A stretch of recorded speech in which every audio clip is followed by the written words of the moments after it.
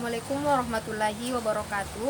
Perkenalkan, nama saya Nirwana dari program studi Ekonomi Syariah kelompok 2 semester 7 Fakultas Ekonomi dan Bisnis Islam di salah satu perguruan tinggi Institut Agama Islam Negeri Bone atau IAIN Bone.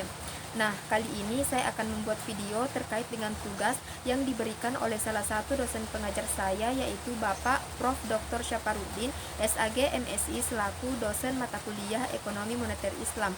Nah, video tersebut mengenai pemberdayaan generasi muda melalui pendidikan keuangan Islam, mendorong partisipasi generasi muda dalam perekonomian melalui pendidikan keuangan Islam. Pemberdayaan generasi muda melalui pendidikan keuangan Islam merupakan strategi untuk meningkatkan pemahaman mereka terhadap konsep keuangan yang sejalan dengan nilai-nilai Islam.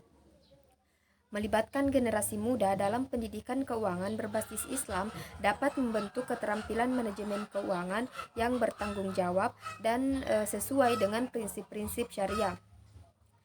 Berikut adalah langkah-langkah detailnya. Langkah yang pertama yaitu pemahaman prinsip-prinsip keuangan Islam yang melibatkan konsep-konsep etika dan nilai-nilai yang dijelaskan dalam ajaran Islam, terutama dalam konteks keuangan dan ekonomi. Berikut adalah beberapa prinsip utama. Prinsip yang pertama yaitu zakat atau pemberian amal adalah kewajiban memberikan sebagian kekayaan kepada yang membutuhkan. Prinsip ini menciptakan keadilan sosial dan mengurangi kesenjangan ekonomi. Kemudian prinsip yang kedua yaitu haram dan halal. Transaksi dan investasi yang melibatkan riba, perjudian, atau kegiatan haram lainnya yang diharamkan. Sebaliknya, kegiatan ekonomi yang halal dan sesuai dengan etika Islam yang didorong.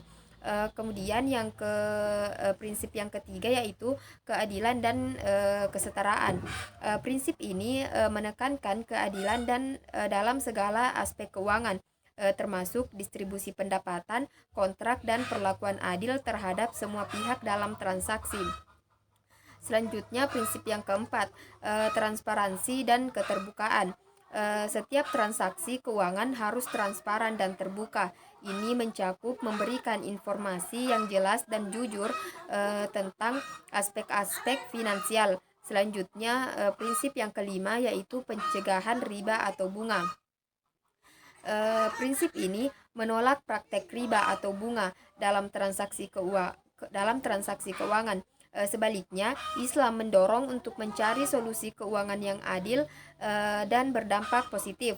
Kemudian prinsip yang keenam yaitu kewirausahaan dan tanggung jawab sosial. Islam mendorong kewirausahaan yang berlandaskan etika dan tanggung jawab sosial. Pengusaha diharapkan mempertimbangkan dampak sosial dari bisnis mereka. Selanjutnya yang ketujuh yaitu prinsip pengelolaan risiko dan keuangan syariah. Pengelolaan risiko harus sesuai dengan prinsip syariah. Prinsip keuangan Islam menyediakan alternatif yang sesuai seperti asuransi syariah dan instrumen keuangan yang berbasis riba. Langkah yang kedua yaitu pendidikan tentang pengelolaan keuangan pribadi yang melibatkan serangkaian langkah untuk membekali individu dengan pengetahuan dan keterampilan yang diperlukan untuk mengelola keuangan mereka secara efektif. Berikut beberapa aspek penting dari pendidikan. Aspek yang pertama yaitu pemahaman terhadap pendapatan dan pengeluaran. Mempelajari cara memahami sumber-sumber pendapatan dan mengelompokkan pengeluaran untuk membentuk pemahaman yang jelas tentang situasi keuangan pribadi. Kemudian aspek yang kedua yaitu pembuatan anggaran, mengajarkan cara menyusun anggaran yang realistis, mencakup pengeluaran rutin, penghematan serta alokasi untuk kebutuhan mendesak dan impian masa depan. Kemudian aspek yang ketiga yaitu manajemen utang, memberikan pemahaman tentang risiko dan manfaat utang, serta memberikan strategi untuk mengelola utang secara bijak, termasuk cara membayar utang dengan efektif. Kemudian aspek yang keempat yaitu investasi dan pengelolaan investasi. Mendidik tentang berbagai pilihan investasi yang sesuai dengan tujuan keuangan individu, termasuk risiko dan return yang terlibat dalam setiap opsi. Kemudian aspek yang kelima yaitu perencanaan dana darurat, menekankan pentingnya memiliki dana darurat dan memberikan panduan tentang beberapa jumlah yang sebaiknya disisihkan untuk situasi darurat. Kemudian aspek yang keenam yaitu asuransi dan perlindungan keuangan. Memahamkan tentang jenis-jenis asuransi yang tersedia serta memberikan pengetahuan tentang perlindungan keuangan melalui asuransi kesehatan jiwa dan lainnya. Kemudian aspek yang ketujuh yaitu pensiun dan perencanaan masa depan, mengajarkan pentingnya perencanaan pensiun dan strategi untuk mengumpulkan dana masa depan, termasuk investasi jangka panjang dan program pensiun. Kemudian aspek yang kedelapan yaitu pengembangan keterampilan finansial, mendorong pengembangan keterampilan finansial seperti pemahaman tentang pasar keuangan, analisis risiko, dan pemilihan instrumen keuangan yang sesuai. Kemudian aspek yang kesembilan yaitu edukasi keuangan berkelanjutan, menekankan pentingnya pendidikan keuangan sebagai proses berkelanjutan di mana individu terus memperbaharui pengetahuan dan keterampilan mereka sesuai dengan perubahan situasi keuangan dan ekonomi. Kemudian pendidikan tentang pengelolaan keuangan pribadi bertujuan untuk memberikan landasan yang kokoh bagi individu agar dapat membuat keputusan keuangan yang bijak, mengelola risiko, dan merencanakan masa depan keuangan yang stabil. Selanjutnya, langkah yang ketiga yaitu investasi yang halal yang mengacu pada praktik berinvestasi yang sesuai dengan prinsip-prinsip syariah Islam. Berikut adalah beberapa karakteristik dan prinsip investasi halal. Yang pertama yaitu larangan riba atau bunga. Investasi halal menghindari transaksi yang melibatkan pembayaran atau penerimaan bunga atau riba. Prinsip ini sejalan dengan larangan riba dalam ajaran Islam. Kemudian yang kedua yaitu pentingnya transparansi dan adil.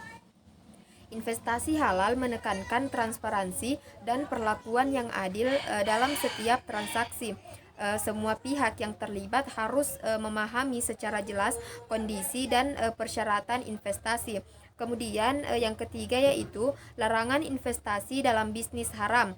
Investasi halal melarang investasi dalam bisnis yang terlibat dalam kegiatan haram seperti produksi atau distribusi alkohol, perjudian, atau industri yang merugikan lingkungan. Kemudian yang keempat yaitu pematuhan syariah dalam keuangan. Investasi halal melibatkan pemulihan instrumen keuangan yang sesuai dengan hukum Islam, seperti saham syariah atau obligasi syariah yang tidak melibatkan riba atau bisnis yang diharamkan. Kemudian yang kelima yaitu pertimbangan etika dan sosial. Investasi halal mempertimbangkan dampak etika dan sosial dari bisnis atau proyek yang diinvestasikan. Prinsip ini mendorong investor untuk memilih bisnis yang memberikan kontribusi positif kepada masyarakat. Dividen dan kemudian yang keenam yaitu dividen dan bagi hasil. Investasi halal mencari instrumen keuangan yang memberikan keuntungan melalui dividen atau bagi hasil yang sesuai dengan prinsip keadilan dan keuntungan bersama. Kemudian yang ketujuh yaitu penghindaran spekulasi berlebihan. Investasi halal menghindari bentuk spekulasi berlebihan atau perjudian dalam keputusan investasi.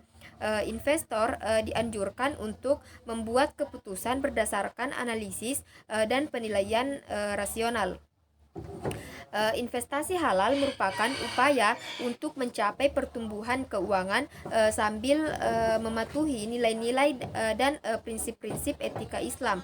Ini melibatkan pemilihan instrumen investasi yang sesuai dengan syariah dan menghindari praktik yang dianggap bertentangan dengan ajaran Islam.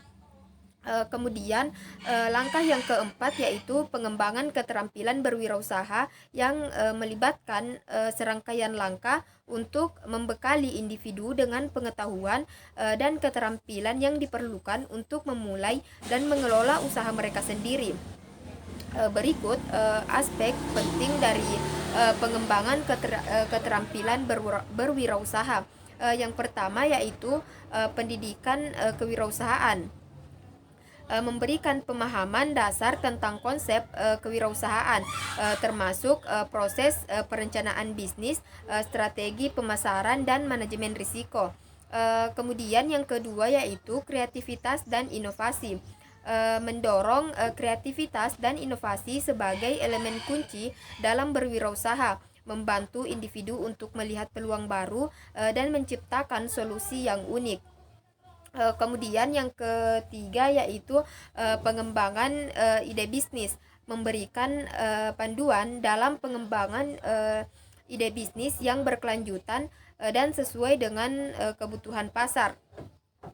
Kemudian yang keempat yaitu analisis persaingan, melatih kemampuan untuk menganalisis pasar, memahami pelanggan, dan menilai tingkat persaingan untuk membentuk strategi bisnis yang efektif.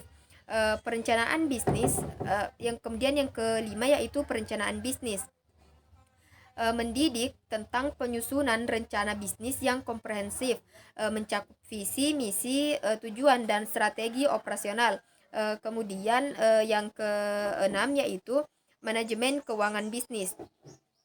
Memberikan pemahaman tentang manajemen keuangan, termasuk perencanaan anggaran, pemantauan kas, dan investasi yang bijak.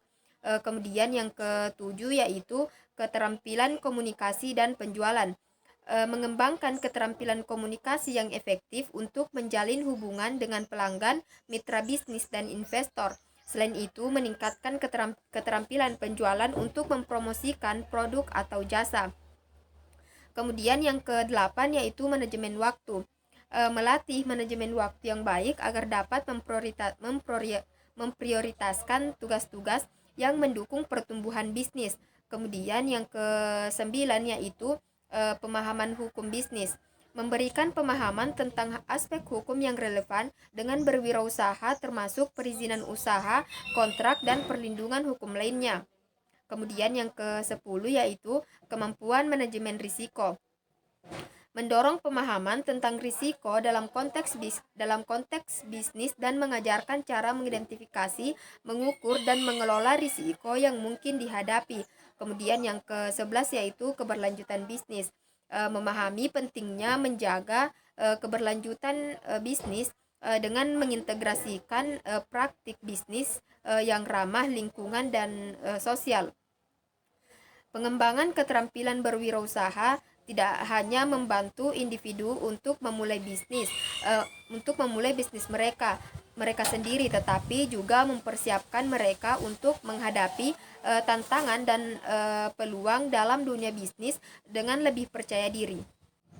Langkah yang kelima atau yang terakhir yaitu peningkatan kesadaran sosial dalam konteks keuangan, melibatkan upaya untuk menyadarkan individu tentang pentingnya memberikan kontribusi positif terhadap masyarakat melalui aspek keuangan dan partisipasi dalam amal usaha serta kegiatan sosial yang sesuai dengan nilai-nilai Islam. Mungkin itu sedikit penjelasan mengenai pemberdayaan generasi muda melalui pendidikan keuangan Islam. Lebih dan kurangnya mohon dimaafkan. Wassalamualaikum warahmatullahi wabarakatuh.